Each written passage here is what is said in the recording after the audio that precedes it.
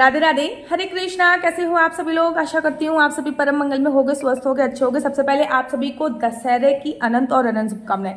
बुराई पे अच्छाई के प्रतीक की अनंत और अनंत शुभकामनाएं। दशहरे पे न केवल भगवान राम ने रावण का वध किया था, अपितु माता रानी ने महिषासुर नामक एक राक्षस का वध किया था। इसीलिए दशहरे का दिन बड़ा पावनीय दिन होता है। बड़े सारे लोग ना, जब मैं कुंडली देखती हूँ तो मुझसे ये पूछते हैं कि दीदी हाँ, एक पर्टिकुलर आप हमें टाइम बताइए जिस टाइम पे हम लोग कुछ नया उद्घाटन कर सकते हैं, ठीक है ना। तो दशहरे का दिन एक ऐसा दिन होता है जिसको कहा जाता है अनसूजा मुहूर्त। दशहरे का जो मुहूर्त होता है उसको अनसूजा मुहूर्त बोला जाता है। लेकिन आधे दिन के लिए दशहरे का जो मुहूर्त है, इसमें आप कोई भी कार्य, नई गाड़ी खरीदनी है खरीद सकते हैं, किसी का मुंडन कराना है करा सकते हैं। दशहरे पर ये अनसूजा मुहूर्त होता है, घर का उद्घाटन करना है कर सकते हैं। जैसे अक्षय तृतीया पे अनसूजा मुहूर्त होता है, वैसे ही दशहरा एक अनसूजा मुहूर्त होता है। कोई भी शुभ कार्य का जो प्रारंभ है वो आप दशहरे से करते हो तो आपको कभी भी अविजय का रूप नहीं देखना पड़ता, अर्थात कभी भी आपको हार का सामना नहीं करना पड़ता।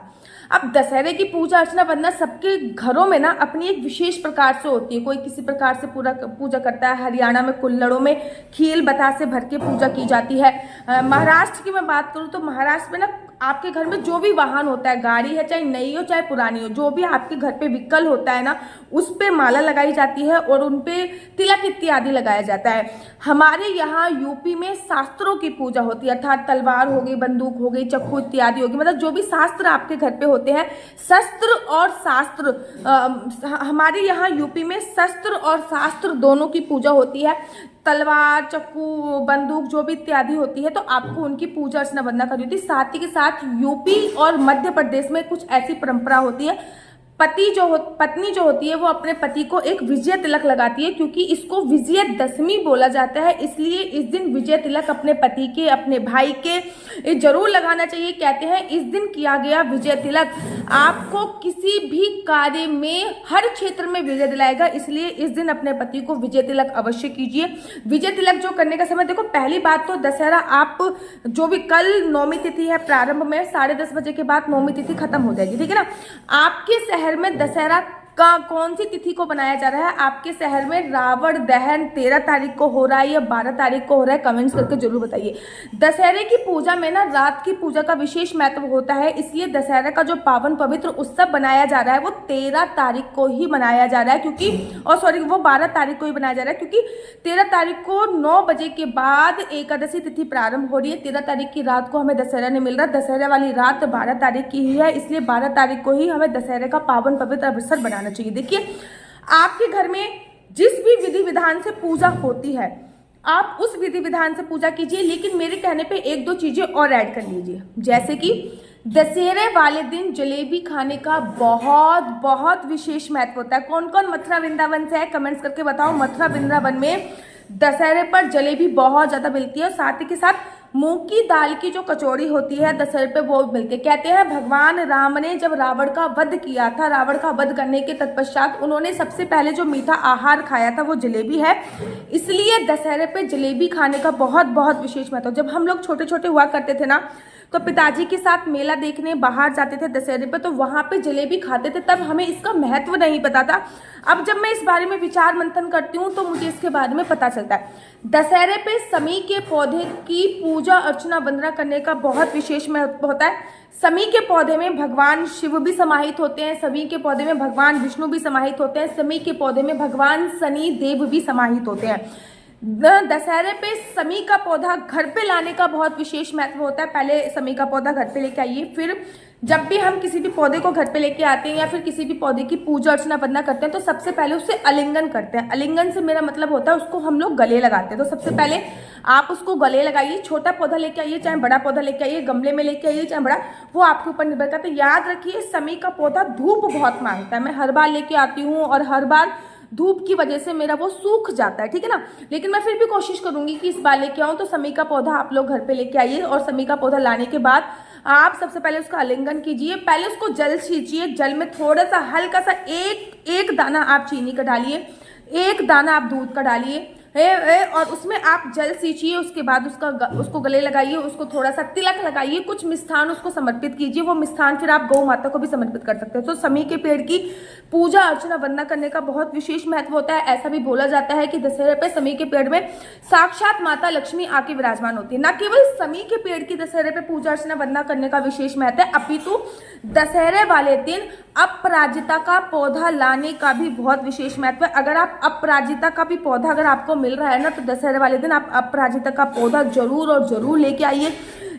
और ऐसा भी बोला जाता है उसकी भी पूजा अर्चना वंदना करिए। अपराजिता का पौधा लाने का मतलब है उसको सीधा स्वर्ग से लाया हुआ पौधा बोला जाता है। अपराजिता का पौधा अर्थात सीधा स्वर्ग से लाया हुआ पौधा है।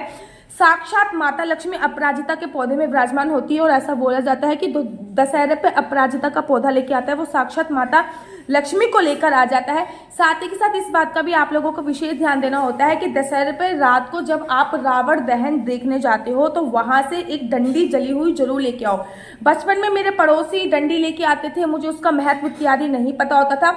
जब हम रावण जलने के बाद, एक तो पहली बात, पूरा जलता हुआ रावण कभी किसी को नहीं देखना चाहिए। यही कारण होता था कि जब बचपन में रावण जलता था वैसे ही भीड़ भागने लग जाती थी। मतलब पहले के जमाने में ना लोगों को इतनी जानकारी नहीं होती थी, लेकिन बिना जानकारी के भी वो सारे कार्य बहुत अच्छी तरीके से करते थे।